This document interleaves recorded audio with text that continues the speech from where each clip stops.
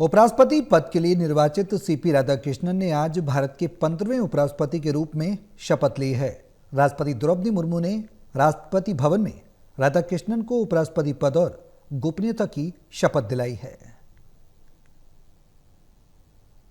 CP Radhakrishnan ने देश के 15वें उपराष्ट्रपति के तौर पर शपथ ले ली है।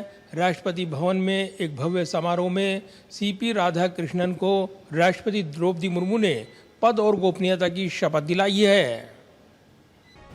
राष्ट्रपति द्रौपदी मुर्मू ने राष्ट्रपति भवन में आयोजित समारोह में सीपी राधाकृष्णन को उपराष्ट्रपति पद की शपथ दिलाई है। राष्ट्रपति भवन में उपराष्ट्रपति का शपथ ग्रहण समारोह भव्य और गरिमामय रहा। समारोह में प्रधानमंत्री नरेंद्र मोदी, गृह मंत्री अमित शाह, रक्षा मंत्री राजनाथ सिंह, बीजेपी अध्यक्ष जेपी नड्डा, इसके अलावा तमाम वरिष्ठ मंत्री और अन्य नेता मौजूद रहे हैं। समारोह में एनडीए शासित राज्यों के मुख्यमंत्री और कई राज्यों के राज्यपाल भी मौजूद रहे हैं।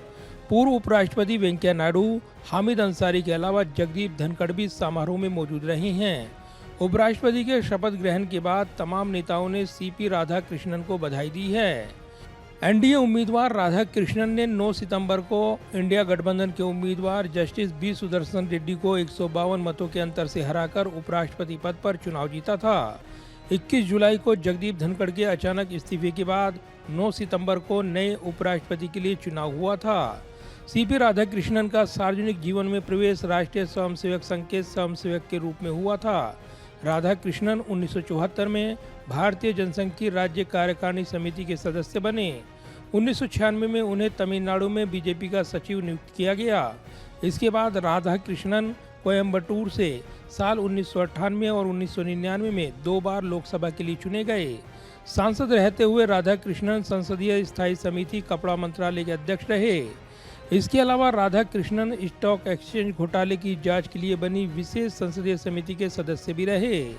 साल 2004 में संसदीय प्रतिनिधिमंडल के हिस्से के रूप में राधाकृष्णन ने संयुक्त राष्ट्र महासभा को संबोधित किया था।